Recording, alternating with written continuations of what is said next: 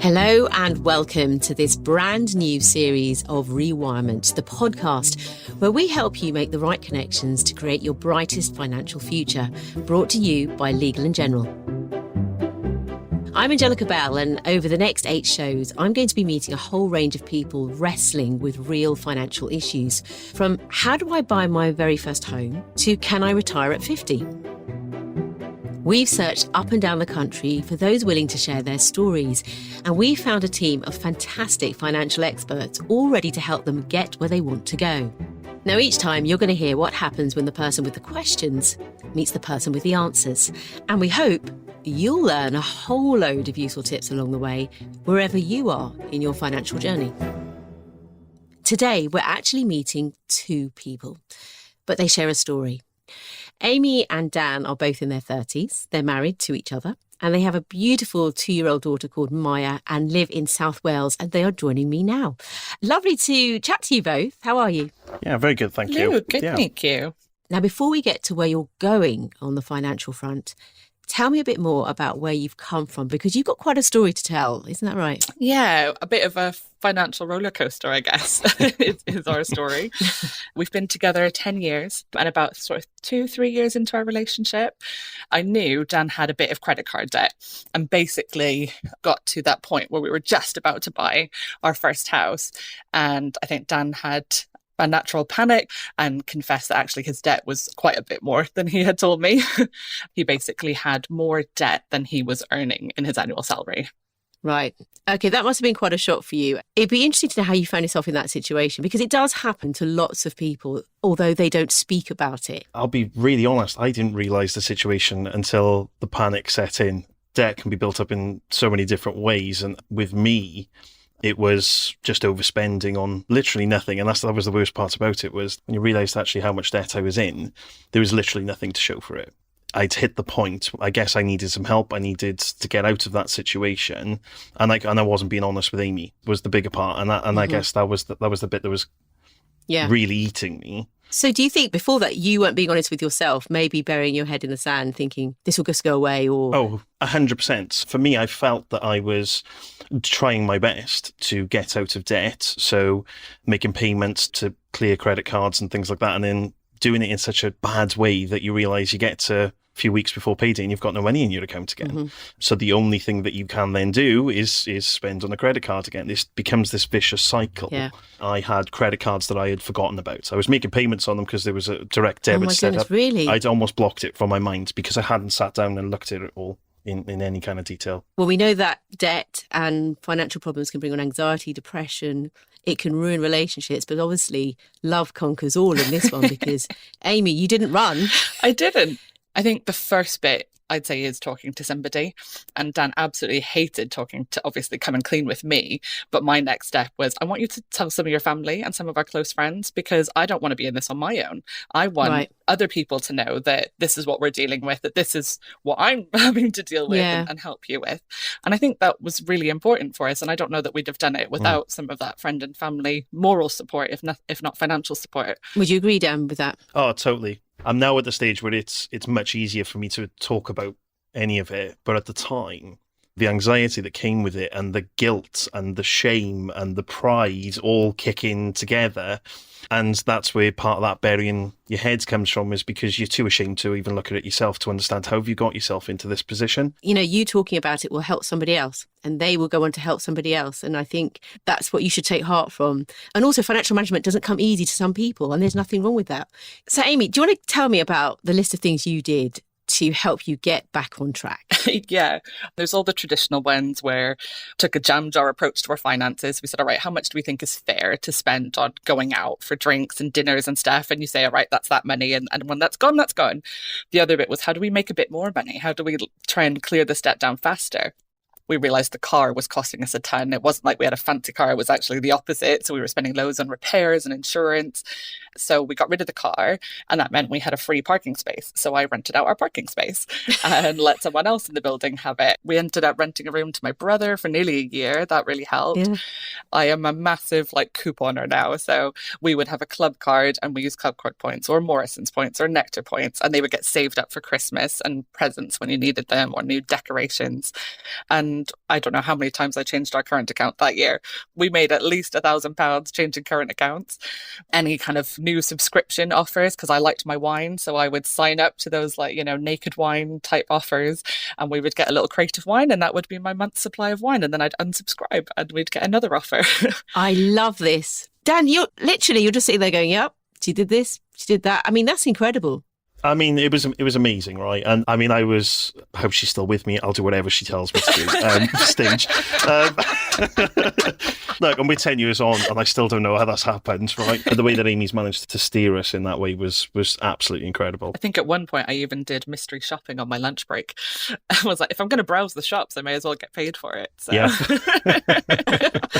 Oh my goodness. I mean, your story is inspiring. And one thing I say to people about their finances is it's a continually changing thing to navigate. So what are the main questions you're looking to find answers for right now? Yeah, that's it. So we've kind of come through all of that side of it. We've now bought our family home. We've done the maternity leave and saved for that. And we've kept all those spending habits. So now we've kind of built up this little pot of cash, but it's just sat there and it's in a bank account that's not earning very much money. What should I be doing with it? How should we be looking at our long-term savings? And should we be changing something about our pension? Do we keep building that little pot of cash and look at buying a buy-to-let and getting into property? Or, how does someone kind of begin to get into buying stocks and shares and getting a bit more adventurous with their investments and their cash? Well, that's where we can help, we hope. We paired you up with Andrew Scouller, independent financial advisor, and he's based in Aberdeen. And he's been supporting couples just like you for many, many years. Let's hear what happened. When we're looking at putting plans together, I tend to work on a 3-pot strategy with clients. So pot 1 is your day-to-day spending money. That's your current account. You keep whatever balance you need in a current account.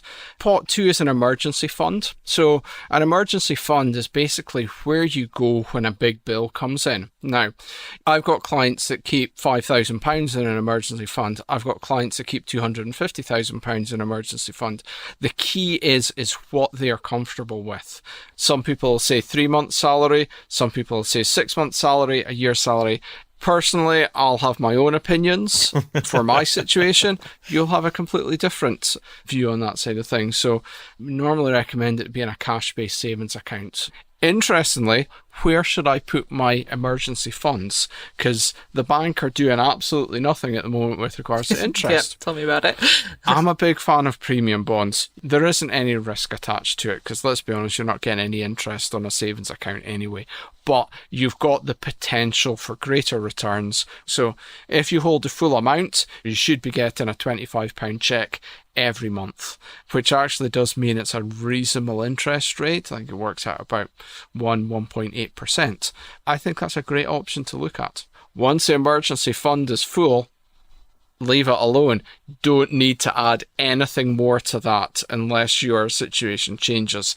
Plow everything that you are wanting to save into pot 3 long-term savings. So that is pensions, that's investments, whether it be investment ISAs, bonds, general investment accounts. Other things as well, buy-to-let properties, shares, etc. These are all classified as long-term savings. So you don't need to go all in on one area. You can split the money between all different types of plans. And I always recommend that if you're going to be saving on a regular basis, you get that set up so as soon as you get paid, straight out, the money's distributed to the different accounts. I think you said you've got emergency funds already in place. Is that right? Yeah, we've got kind of what I'd say feels probably too much in that sort of short-term cash fund at the moment, and where I'm not as confident anyway, is how to push that into more the medium to longer term. How much is it safe to release and let go of actually, and put a bit of faith into it still being there and playing out in the long term. Let's speak about the pros and cons of different products. Let's start off with investment ISAs, for example. So that's always the first place that's free investment. Yeah. It's free from all forms of taxation, capital gains tax, income tax, dividend tax. The only tax it's not free from is inheritance tax. That's a whole other conversation, though. Right. You can put £20,000 a year into an ISA, so it's a very generous allowance, and that's each, so £40,000 total. So that can be done as a lump sum. It can also be done as a regular savings, and you're never tied into a specific amount. If you want to change it going forward, absolutely fine. Another benefit of an investment ISA is it's accessible. You can access money from an investment ISA anytime you want. I would always say it's one of the last place you go, but in an emergency, any money that you've saved into an investment ISA, you can take out.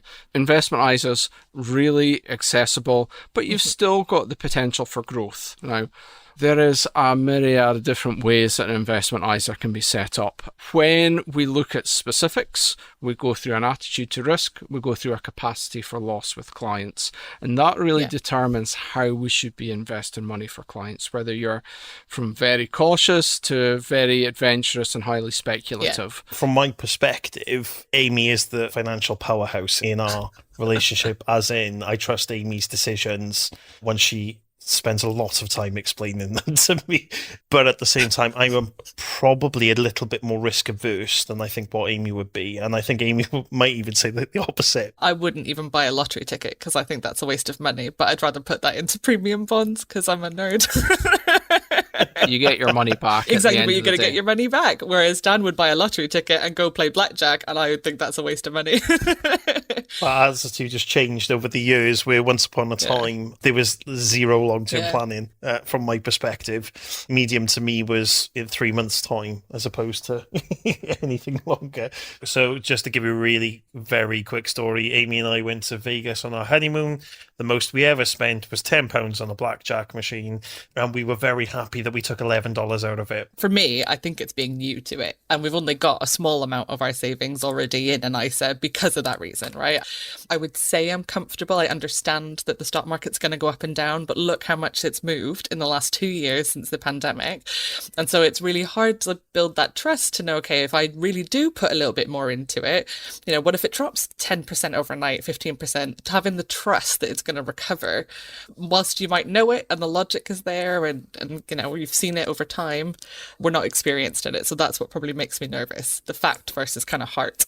First off, risk is subjective. Everybody has a different view on risk, and risk changes as well. There's a thing that we assess with clients, that's called capacity for loss. So what impact is your pension going down in value by 10% in 1 year going to have to you right now? And the answer to that is very little, because you've got time ahead of you to recoup those losses. Now, we're in an interesting period at the moment. There's a lot going on within the markets. Will there be a recovery?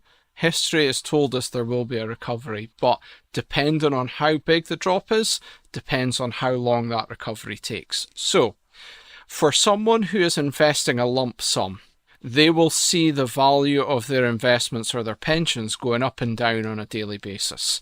If somebody's looking at it daily, it can be quite a dangerous thing, because they're then seeing, oh my goodness, I've dropped £10,000 in 3 days. And it's like, well, you haven't actually lost that money. The value has just gone down. You've lost the money if you're in cash at that point in time. It's gaining the trust of the markets and how things are invested. That is my question, really, is that we've probably got 30 odd years ahead of us. And at the moment, we do make the most of trying to put into our employer pension, but it's just sat on the default at the moment. So whatever our employer has chosen for our pension is what we're getting. As Amy said, we've got unfortunately 30 something years probably left of working. But we obviously want that to make the most amount of money that we possibly can over that period of time. This is where somebody like myself comes into play.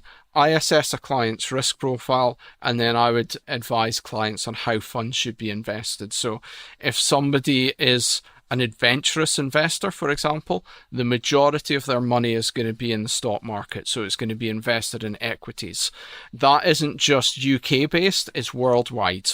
If someone's more cautious, we will see less equity investment. So the percentage holdings will reduce. And then we'll see more stability elements. So these are things like bonds and gilts, so loans to large corporations and governments. You may even see some commodities coming in there. Classic is gold, Stock market goes down, price of gold goes up. That's always tends to what's happened in the past.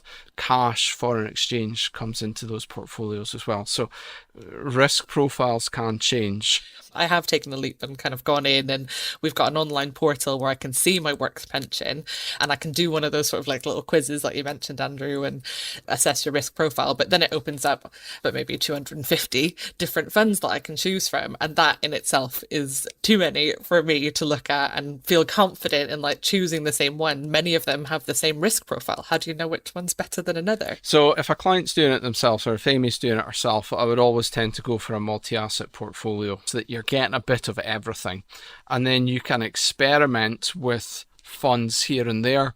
That's an option. You know the risk profile, you know the risk of the funds because your pension provider will tell you that, and you can make that decision at that point in time. That was going to be one of my questions, was one of the options I know we have is that you can just say, I want, 50% to go into the medium risk and I want 50% to go into the high risk, and you sort of play with that.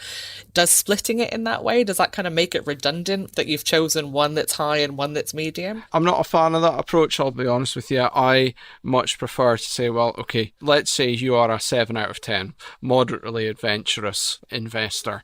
The portfolio that you would be looking at that's risk profile to that attitude to risk is got the medium risk elements in it, it's got the high risk elements in it.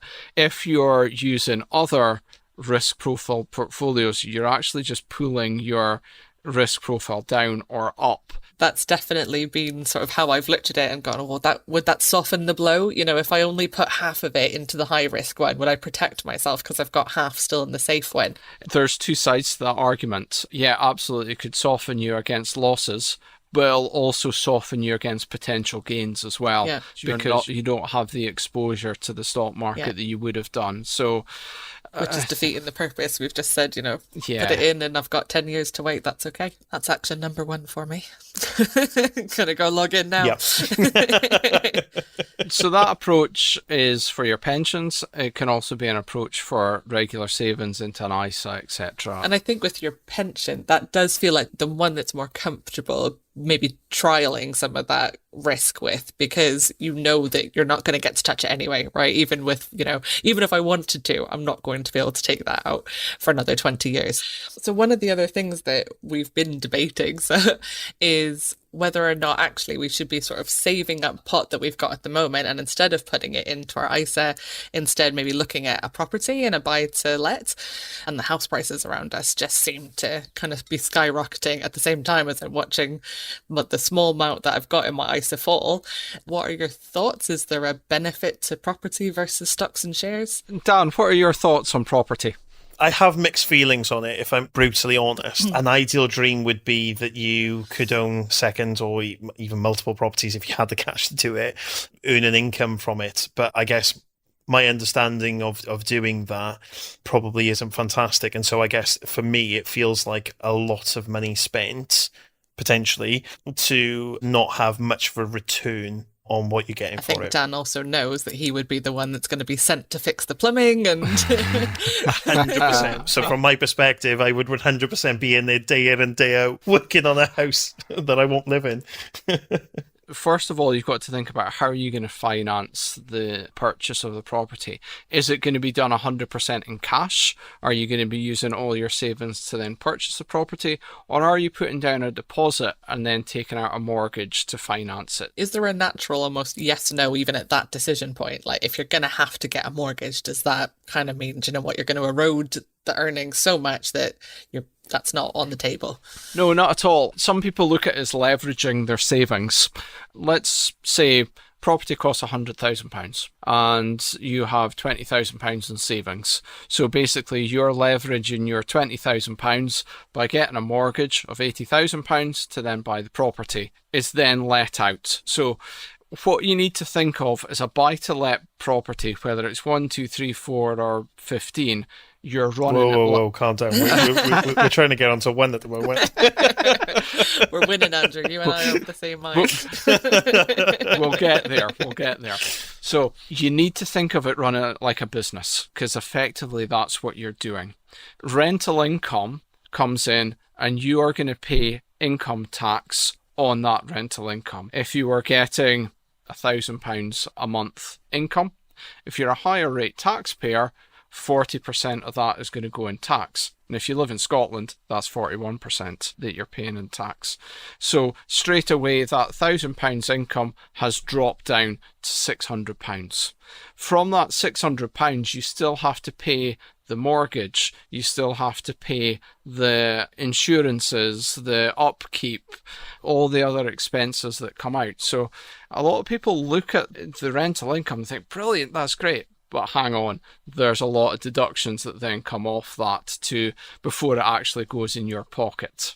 And that's where I'm sat, Andrew. So you front X amount of cash to get a mortgage. You then have to invest in the property to get someone attracted to come in to rent it from you. At that point, our savings has taken a massive hit. At which point then we rent it out, but your return on what you'll get in income from a rental may be nothing. It may just net out. One thing to bear in mind, depending on how you've set up your mortgage, that rental income that you're getting net of tax is hopefully paying the mortgage back. So over 25 years or however long you've taken it out, you then own that asset outright without any borrowing. So it's a way to think that your tenants are actually paying for your mortgage. They're actually investing the money for you, and then you've got the asset at the end. Property prices should, in theory, go up as well. So not only are you seeing the loan or the £80,000, let's say in this situation, being repaid over 20 years, you're also seeing a capital increase in value of the property. That's a rose-tinted view on things. And, you know, if you watch Homes Under the Hammer or any of that side of things, you'll see everybody ploughing into property. The darker side of that is, if the property isn't let out, you're not getting any income coming in, but you still have to pay your mortgage, you still have to pay the council tax, you still have to pay the insurances. And property prices can go down in value. It happens. Some people say property is a no-risk investment. There is as many risks with property as there is with investments, but all your eggs are in one basket with property. You are 100% reliant on that doing well, that being let out, capital growth and having good tenants. If that all works out, brilliant. A lot of people have profited a lot from property and they see it as that's the route they want to go down. But it's a very narrow view when it comes to investments. That's helpful, thank you. And we overpay on our mortgage at the moment. So if we didn't overpay on our mortgage, for example, and put that into savings, again, is there a better choice there? We could put it into our ISA, or we could put that away so that eventually that does become enough savings to buy a second property. Making overpayments in the mortgage is a great idea because, you know, an investment would then need to perform above that level for there to be a benefit for you. We've always got to look at what you're paying on interest in the mortgage compared to what an investment could do. Now, a lot of people will say, yeah, 100%, put the money into an investment over the medium to long term, you will get a better return than you're going to be paying interest on a mortgage. There are no guarantees in life. By not paying into the mortgage and let's say paying into an investment, yes, absolutely, it could perform at a far higher rate than the interest. And then you can use that lump sum either to pay down some of your mortgage when your fixed rate comes up. You could say, well, you know what? I'm happy with a 25-year term on my mortgage because, you know what, it's affordable, I'm comfortable with it. My priority is I want another property, or I want more money in savings that then I have flexibility to retire early. So it all comes down to what your objectives and what your priorities are really going forward with savings. I was going to say, or second properties. Absolutely. Amy keeps 15 properties down the line, and you've got a nice little income coming in, and that's your It's funny how we retirement. circle back to that. I think. Hey, see, you got him to say it. So much take home from that. But I want to go to you, Amy. What was the main thing that you took away from your time with Andrew? Yeah, my big takeaway from Andrew is taking that confidence into the long-term investment. As long as we're comfortable putting that money away for the next 10, 15 years, and that sounds a long time, but actually Maya's only 2, so that, that only just sort of gets her to uni potentially.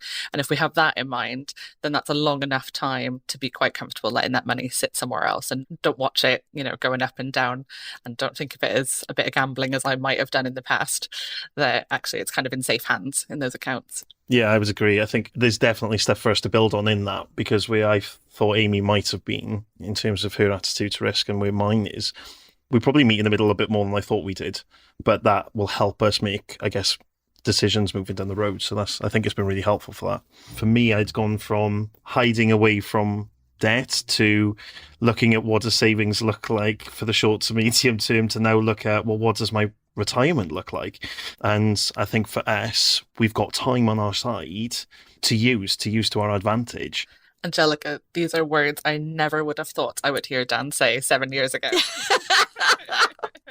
I know. Amy, I'm glad that I could be part of this experience and hear it too. But I think it was fascinating to hear what kinds of options are open to you and get an insight into what might be the best way forward. Amy and Dan, thank you so much for sharing your story with us, and the best of luck for next steps as well. Thanks very Good much. luck with Very everything.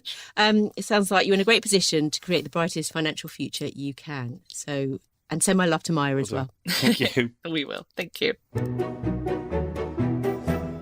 I'm sure you'll agree that Amy and Dan's story is quite an inspiring one. And like me, you're pretty impressed at the discipline they showed, but it's all paid off for them. So what are the key things to think about when you've managed to get yourself into a stronger position financially and you're looking to make the best of your money? Well, to give us some general pointers, I'm joined now by Matt Frain, who is a director at Legal & General Financial Advice. Hello, Matt. So what do you think are key points we can learn from Amy and Dan's story? So Amy and Dan have done a great job in building up their savings. I think it's incredibly powerful given where they started from with the debt that had been built up initially. I think it's a really powerful story. Now, there were lots and lots of different areas covered during that discussion, and I actually thought that the financial advisor, Andrew, did a fantastic job in explaining the various options that Amy and Dan have available to them. I'm just going to draw out a few key points, and the first one that I think is the number one priority for people in Amy and Dan's position or similar positions is to seek the right help and advice from experts. There are many, many different ways to get help and advice, many different sources. Some are close to hand, so you may have your employer, your workplace pension provider, your insurance company, your bank, your solicitor, your accountant, lots of these people who will be able to help you out with certain aspects. But then there are other things like free guidance services. One of the better known ones is Money Helper, and they can provide information across a wide range of topics, from the likes of state benefits, budgeting, money concerns, right through to the likes of pensions, investments and house purchases. So they can offer a really wide range of help and support there. And someone like Money Helper can be a really useful source of information to people who have debt problems, and they can also give you advice and support and tell you where to go for free debt advice or access to a free debt advisor. And then going beyond those sort of guided services, there are, of course, financial advisors that people can turn to. So if you're looking for a personalised recommendation based around your individual circumstances, then I would suggest seeking out a financial advisor locally to you. And if you don't already have one, you can source one from websites such as unbiased.co.uk. Okay, let's move on to another point and talk about inflation, because it does impact our lives in loads of different ways, but especially savings, doesn't it? Yeah, absolutely. And inflation erodes your savings, it erodes your real returns, and current rates of inflation are sitting around 9%, forecasted by most to go into double figures at some point later on in this year. So it's really impacting people. We can feel it when we go to the supermarkets, and we can certainly see it at the petrol pumps right now. So it's really important that people initially work out how much they need as cash holdings, that emergency fund, that safety net, and any short-term planned expenditure. So you may be, I don't know, planning to buy a new car in the next couple of years. You might be planning some home improvements, things that you need readily accessible cash for. But when you have that cash held, it's so important that you shop around to make sure that any cash savings you do have are getting the highest interest rates possible. What I would always say to people, in short, we all work really hard to earn our money, so you need to make sure that that money's also working hard for you. And what should people consider if they're looking for the long term for some returns and some investments? Yeah, this is probably more important than ever right now with the inflationary environment we're in. So above and beyond those emergency funds and short-term cash holdings that people need, any excess cash savings, people should really consider investing them, looking at things like ISAs or pensions and where they can invest it to potentially beat inflation. So whilst there are investment risks to consider, and investments aren't for everyone, over the long term, pensions investments have historically provided greater returns than cash, and alongside property are arguably your best option in combating inflation. Plus, the financial advisor Andrew mentioned there are many tax benefits with the likes of pensions and investment ISAs. An obvious one, a big one, is tax relief that you get on pension contributions. All of those tax benefits can make a really big difference to the net returns that you receive, so people should be looking to take advantage of those. And then finally, the final point I would make around investing, it's a common misconception that it's the domain of the wealthy, it's for, the rich of society only. However, stocks and shares ISAs, for example, can often be opened with as little as £100 as a single lump sum, or just £20 a month as a contribution. And likewise, pensions will usually accept relatively small monthly contributions into them. So these products are very much available to all, and I would encourage everyone to try and take advantage of them whenever possible. So what you're saying basically, Matt, is if you have savings and they're not doing anything for you, it's worth looking at other options and getting a financial advisor who has your best interests at heart to look at other things you can do to make your money work. Absolutely, Angelica. Well, Matt, thank you so much. And of course, a big thank you to Amy and Dan for sharing their financial lows and highs. And wherever you are in life, you can find lots more resources and information on Legal & General's website. Just go to legalandgeneral.com. You'll also see details of the free midlife MOT course, which they produced with the Open University. It'll give you the tools you need to plan your future wealth, work and well-being. I'm Angelica Bell, and I'll be back soon with more people looking for answers to their financial questions, more experts who can help them, and I hope some more insight just right for you. Follow this podcast on your favourite platform, and I'll catch you then.